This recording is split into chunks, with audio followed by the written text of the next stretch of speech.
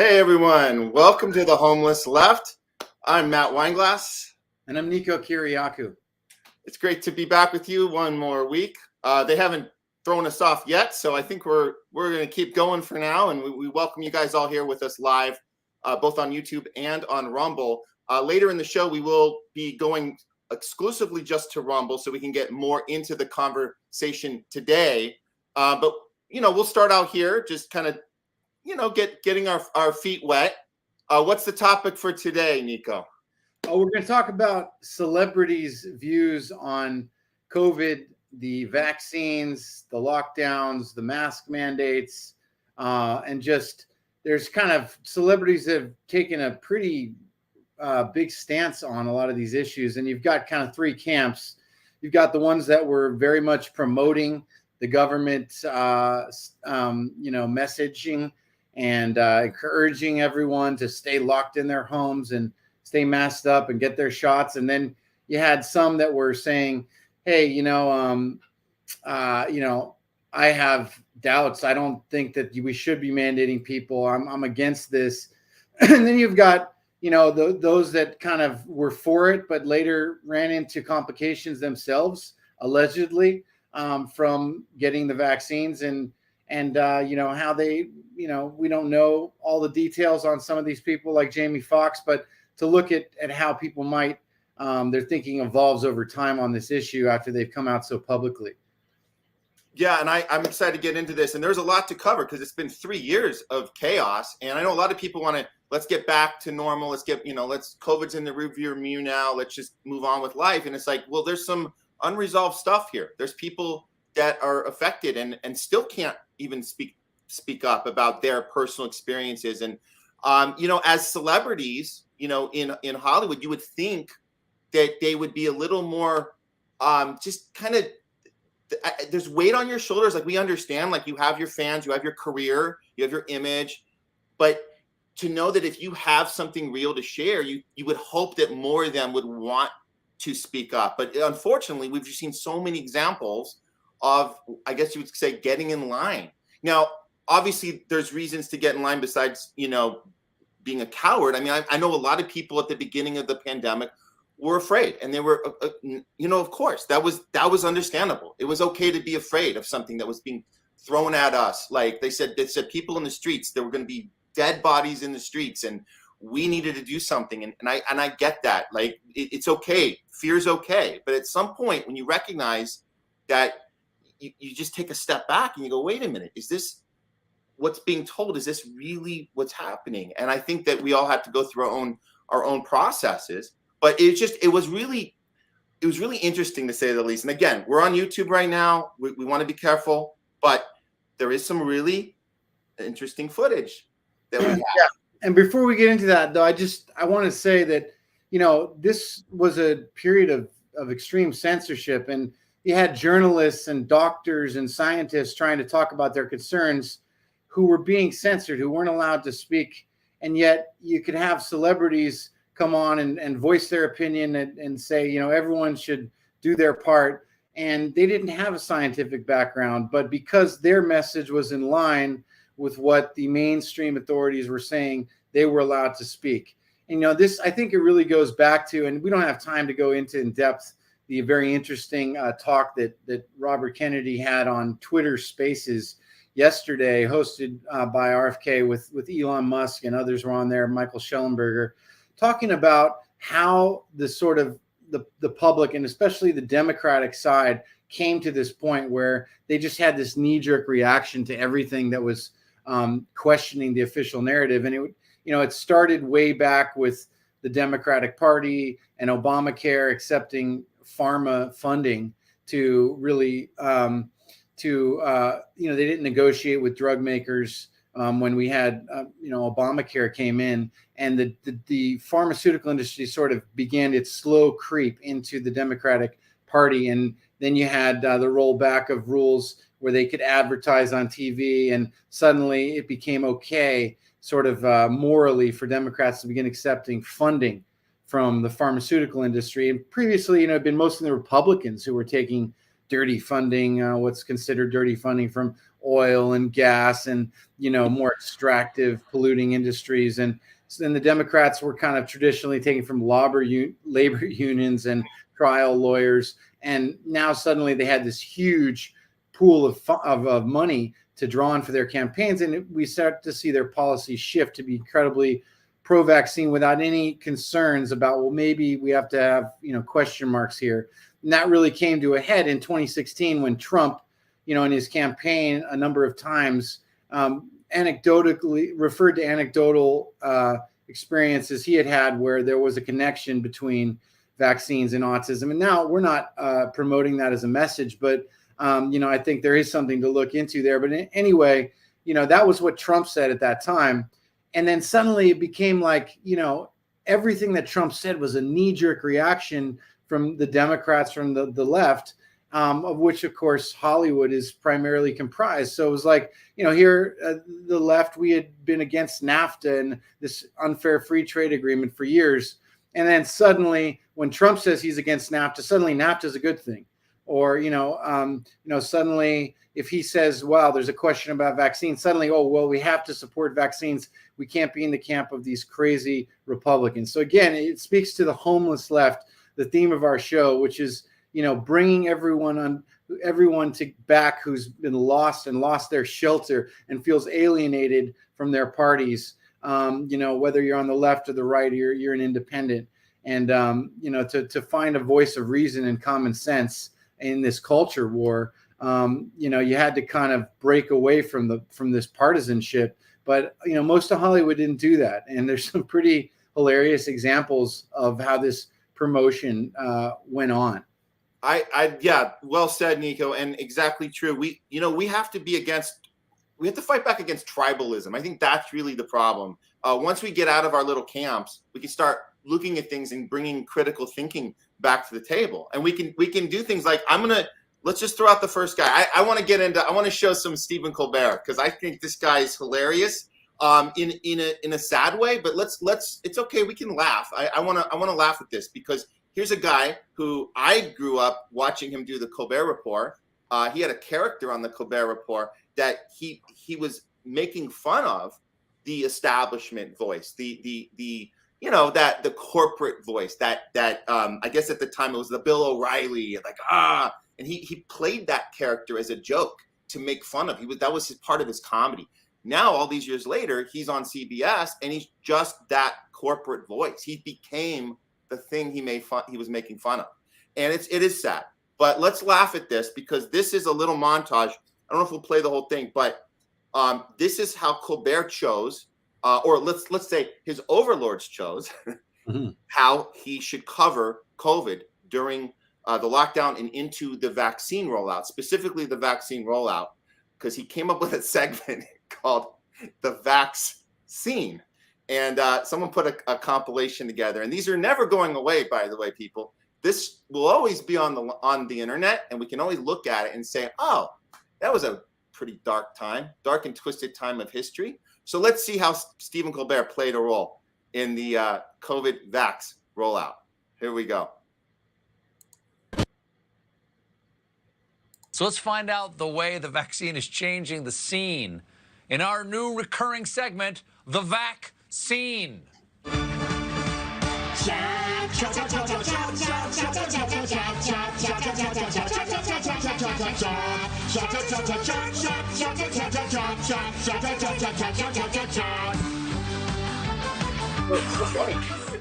So funny. Longer. Stall. Why the can, you ask? I asked that myself. The answer, public domain. It's the answer to most things, really. The vaccine. I'm a Yankee Doodle vaccine. Shot.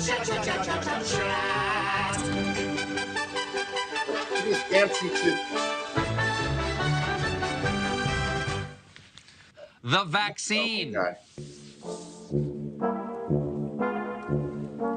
We are the vaccine. Get your shot right now in your arm. It won't hurt. Then go hug your mom. Get your shot.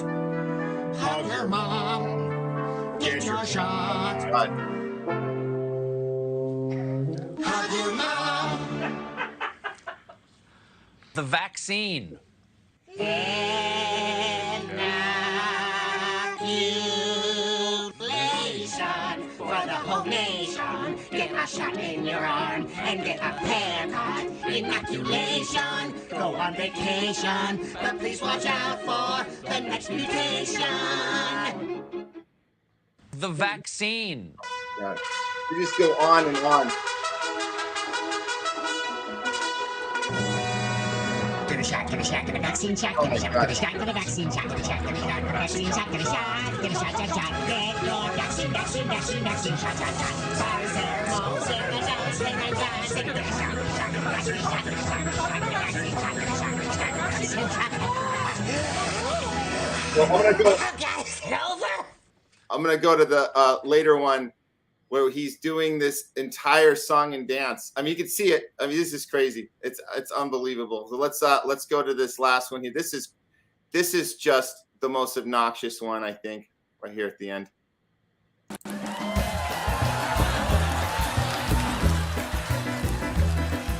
Literally a song and dance number.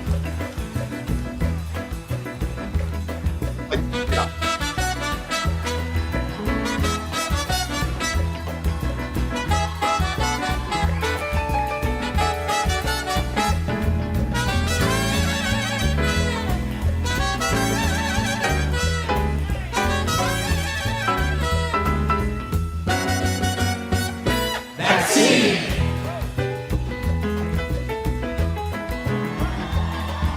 And like the audience is getting into it. Like, oh my God.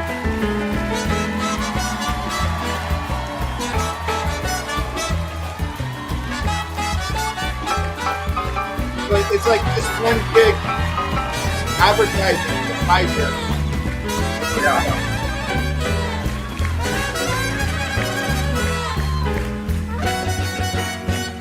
Vaccine. Wow. Okay. Oh my gosh.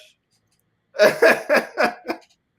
don't know what to say. I don't know how that holds up over time, Niko, but Well, it's like, who are these guys? I mean, to be saying this, it's like you've got a product that just hadn't been thoroughly tested, totally new. No one knew if it was going to really work. The trials were really shabby. There were a lot of holes in them. There was, fraud in some of the Pfizer stuff, and allegedly. And when did they? No, I mean, but we could say all this on Rumble when we get there, but Yeah. It's like, why do they have a right? I mean, these syringes are carrying American flags, like patriotism, like just pure emotional appeal. I mean, it's so much like blatant propaganda.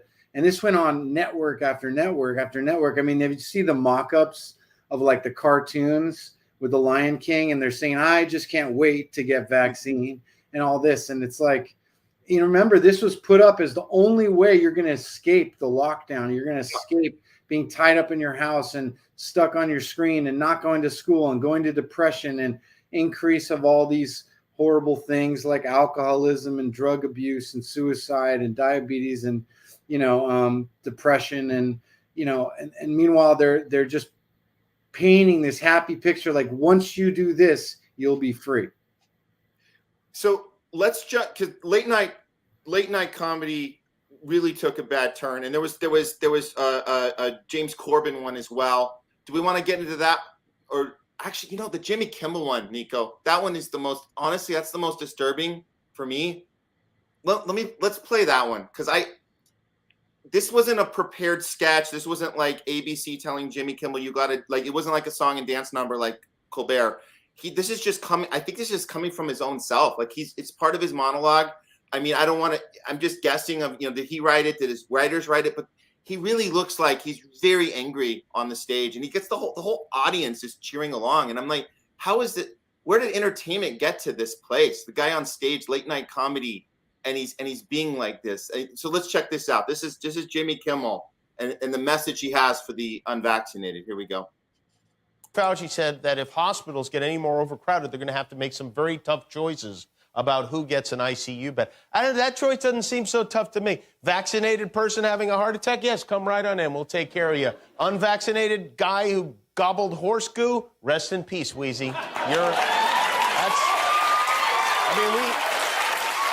We still got a lot of pandimwits out there. Pandimwits.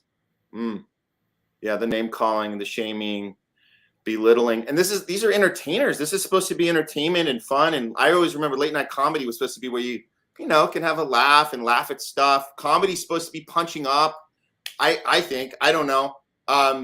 We have a lot of other stuff to get into here, guys. And again, go ahead. I don't want to flag us, Matt, but it's like the FDA just released a major study. And I think that, that's fair to talk about, and basically this is a federally funded study involving, millions of people ages 12 to 17. And the study found, and of course this is related to the Pfizer, and the study found that there was an elevated risk of heart inflammation, within 7 days of getting it. And not only myocarditis, but pericarditis. And remember, this is something that, a huge percentage of these people end up dying who have myocarditis or pericarditis. A huge percent cannot do any activities where they get riled up. So imagine sex, imagine sports, exercising. These are kids who, they're promoting these products without any knowledge of what the future may hold. And meanwhile, we now find that there was vast consequences. So, amidst all this cheer and all this, humiliating people that dare to have questions, we now have just how kind of dark that really is if you look back at the data that's now emerged. Yeah, absolutely, Niko. And I want to get into more of this in the later half. Because it's all true. I mean, all this stuff we at least need to be able to share it and talk about and discuss it. And if there's any holes in the data, then let's debate that. But let's not censor each other and not be able to discuss this stuff. But again, back to the celebrities and the late night stuff. I mean, that was that none of that's going to hold up over time, as we can already tell. The other one is let's take a step back before the release of the vaccines, and I want to go back to a thing. The initial lockdown when people were first scared, because we need to be okay with the fact that it was okay to be afraid at first. We get that. People like Matt Damon and Matthew McConaughey. I want to point these two out because these are two actors in Hollywood who have previously, before COVID, they had worked on films that were dealing with, in Matt Damon's situation, he literally did a film called Contagion, which was about a virus released to the public. And so he's coming from a place of having worked on a film like that, the research, the studying, understanding things, meeting with experts. So he did all that way before the pandemic. So he had something to say about it. We're going to play that clip. And then Matthew McConaughey also worked on a film, not about a pandemic, but he worked on a film that was about challenging big pharma in the early 2010s called Dallas Buyers Club. So let's see what he did with his information. But I want to start with the Matt Damon clip because, again, this was during the beginning. People were panicked. Let's see what Matt Damon had to say about the initial lockdown and the pandemic that we were all finding ourselves in at the time.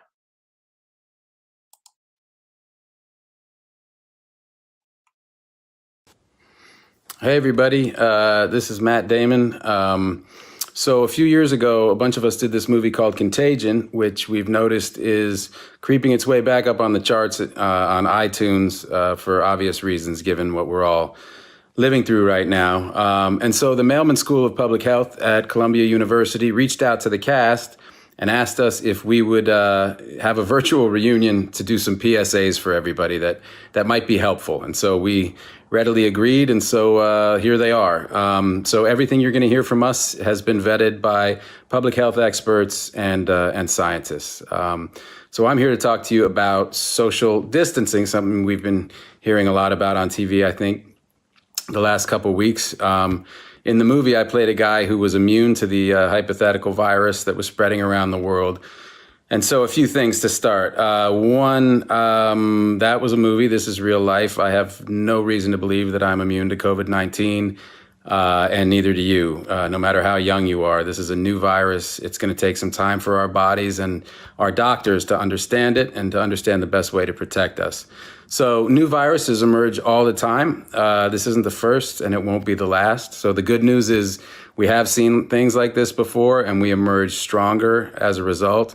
And in time, we're going to win against this one as well. How much time? That is an excellent question. Nobody knows for sure, but we do know how to make that day get here quicker. And that's what I'm here to talk to you about. Social distancing. It means stay 6 feet away from another person. It means not gathering in groups, and it means staying home or sheltering in place if that's what government officials are telling you to do. People can have COVID-19 and have very mild symptoms or no symptoms at all. So even if you think that they're healthy or you think that you're healthy, don't take that chance. It is not worth it.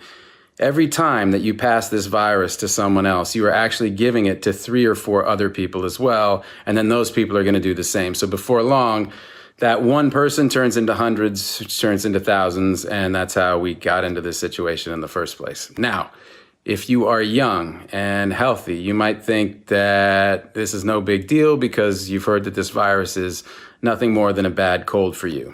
And that is not true, spring breakers, okay? Almost 40% of the people hospitalized in this pandemic are under 55. Wow. And if you know anybody over the age of 55 or anyone who has any kind of pre-existing conditions, this is a lot more serious for them. So you can literally save their life just by staying away from each other.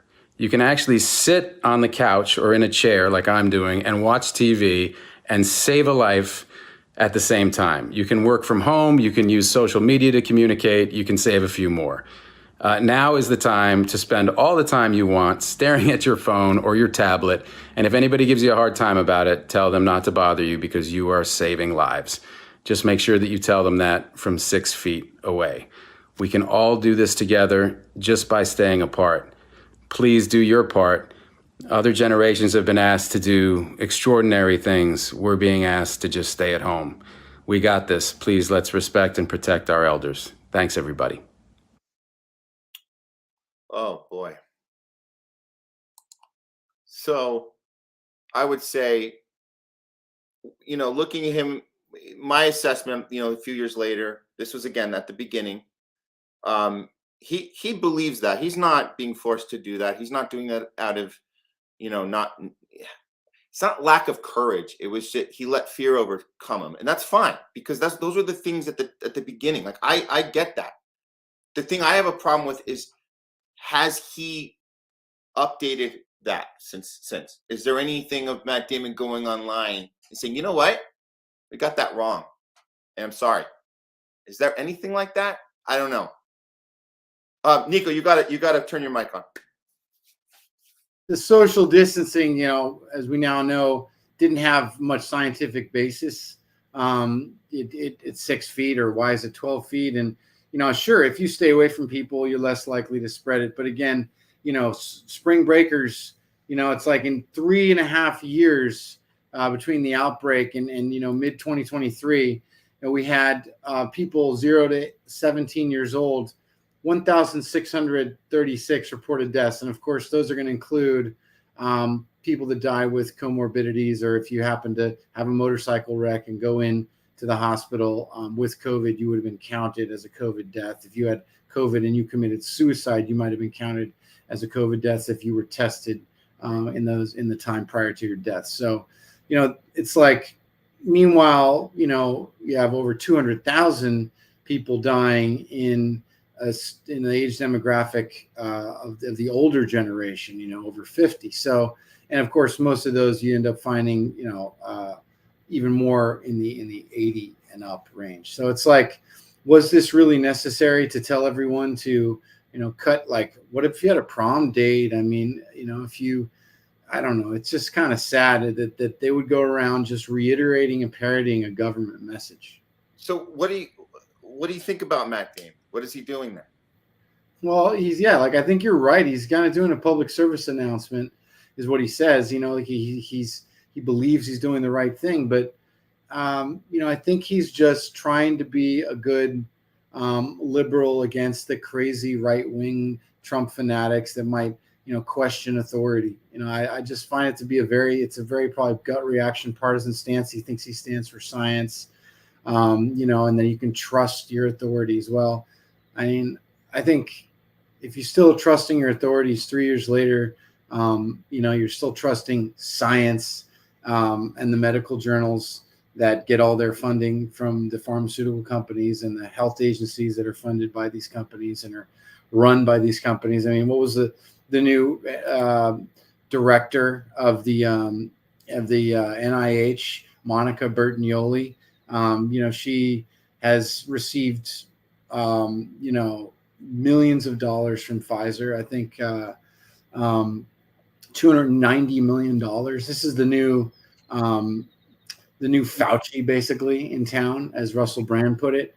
I mean, so and just look at pictures of this person. I mean, you know, it's like, and see what they've done in their career. I mean, it's all related to industry. And so these authorities who are corrupt and these agents are corrupt, then enlist the help of these kind of, you know, I'm sorry, there's kind of airhead celebrities who, you know, want to be do-gooders, celebrity activism, you know, the Sean Penns of the world, trying to be serious. But meanwhile, the people that have spent their careers doing this, you know, aren't allowed to speak because they disagree with the mainstream. But yeah, so that brings us to this another celebrity who spoke out. Aniston.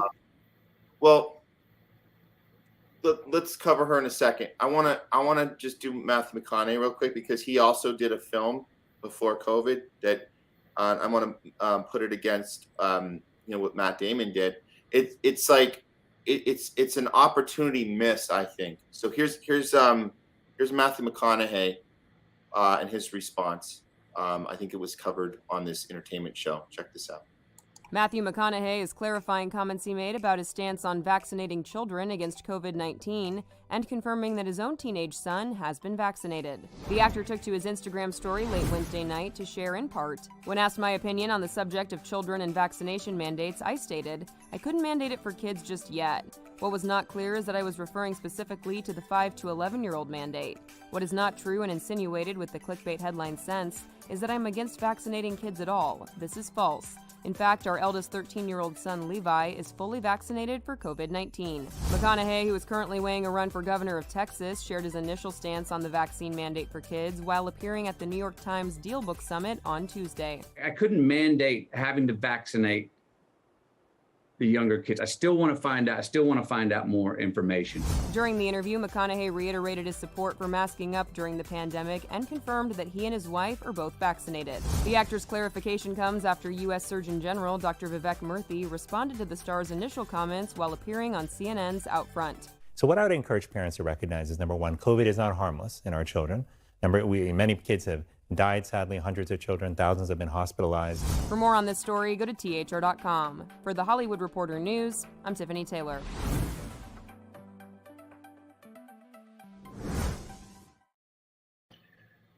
So I'll give him a little bit of credit that he said, I want more information first. That's good. So I'll give him that. The thing I think, and the reason I wanted to play this one, Niko, is, you know, Matthew McConaughey did a movie in 2010 called The Dallas Buyers Club. And The Dallas Buyers Club was, you know, it was beloved by Hollywood. It got a ton of awards. He won Best Actor. Jared Leto won Best Supporting Actor. The script was incredible. The movie was phenomenal. It was about fighting corruption. That's what the movie was about. It was about during the AIDS epidemic, you have these AIDS patients that were getting sick and dying from the medication that was being pushed on them. And Matthew McConaughey's character, an AIDS patient himself, teams up with this independent doctor that today it was played by Jennifer Garner. Today that doctor would be considered a quack, anti-vaxxer fringe doctor that nobody hey, shut them down. She would have been canceled. but they started their own independent wellness company and started treating AIDS patients with actual treatment that actually helped them survive. And like, so when you're going to take on a movie like that, there's a lot that goes into it, because you're playing, by the way, he played a real life, that really happened. So it's a true story. So you have to do justice to that. You have to do your research as an actor. You got to really dive in and say really get the authenticity right, get the truth right. And they did an excellent job. Like I said, and Hollywood loved it. They applauded that film. It got its accolades. This is what people don't remember about Dallas Buyers Club. And I'm sure McConaughey should remember. He was there. Do you know who the bad guy in the film was of the Dallas Buyers Club, Niko? Fauci. Dr. Fauci was the bad guy in the film. He was the one pushing the harmful treatment and medication that was giving Big Pharma profit during the AIDS epidemic. So where was the liberal media? Where was that we call quote unquote liberal media? Where was the gay activists that were in the streets at the time? I know people don't even remember, or I don't know if they just didn't know this, but at the time you had literally, and I say at the time in the 80s, when this movie was taking place, in the 80s, you had the gay activists in the streets protesting Fauci. They had his face on signs like get rid of him. He's killing our community. So what happened to the gay activists in these last 3 years? Why weren't they not remembering that? Hey, wasn't this the guy that we were protesting, in the 80s, and now what is he pushing? And I don't know. It was really weird that you wouldn't have any skepticism or any. But again, I give Matthew McConaughey credit for saying I need a little more information. He literally is on record saying, "Do I think there's any conspiracy theory? Hell no, I don't. The scientists are just trying to do the right thing." Yeah. So I guess maybe that bid for governorship kind of jarred his memory a bit. Look, again, I want to be very clear that fear is something we need to acknowledge. That's okay. That happens. That's part of our human condition. We can be afraid. We can I understand. Yeah. I mean, people, and they probably, most people were trying to do the right thing. Yeah. This wasn't like a democracy of information. It was like a top-down consensus information about what was dis, and malinformation. The edict of the government, not of a sort of a robust and multifaceted debate of health professionals. And they totally, ignored observational studies and said, "Oh, well, we can't trust any information that's coming out unless it's a, large peer-reviewed, double-blind, placebo-controlled study." Well, there's plenty of other meta studies of early studies in the science. When there's a pandemic, you don't have these big studies that are funded and the cost millions of dollars. You have little ones, a doctor that's treating 1,000 patients here, 500 there, saying, "Look, here's what works. Here's the complications I'm seeing, etc." No, we don't listen to any of them. It's all top down, and the people that suck at the tit of the government authorities, clearly the nice celebrities that don't want to be canceled from their cushy $1 million roles in films like Contagion, which I don't even want to go into my conspiracies on that film. So. No. And please don't do that here while we're still on YouTube, because we need to know, we agree with YouTube's. Well, let's get off of here. Let's go back. But first, before we get off, I just want to say we agree with YouTube's policies on COVID. No, we don't. We don't agree with them. Yes, we do. We're following them. We don't agree. We agree that the vaccine. YouTube. That's not. I'm not to say that. They're very good. The vaccines are very good. They work very well. Okay. I can't wait to get another booster. I'm gonna get. I get one at any time I feel the urge. My heart swells with pride that I get another vaccine. They're awesome, and I just want to say that we have to say that on YouTube. But with that said, let's move over to continue the show on Rumble. And we have a lot more to get into. So if you guys are on YouTube with us, watching on replay even, we have the link in the comments or in the description, and you can go and watch and sign up for our channel on Rumble, because we can talk about anything and actually have a real discussion there. So let's go ahead. We're going to jump over. We're going to talk about some of the celebrities that didn't support the messaging, and Yeah. some of those that had suffered some consequences for their believing the messaging. Exactly. So if you guys want to, get in touch with our community, SherwoodPlayers.com, and all of the social, follow us on the @Sherwood Players. Thank you guys for being part of our channel here and our community of the Sherwood Players. Now let's get over to Rumble.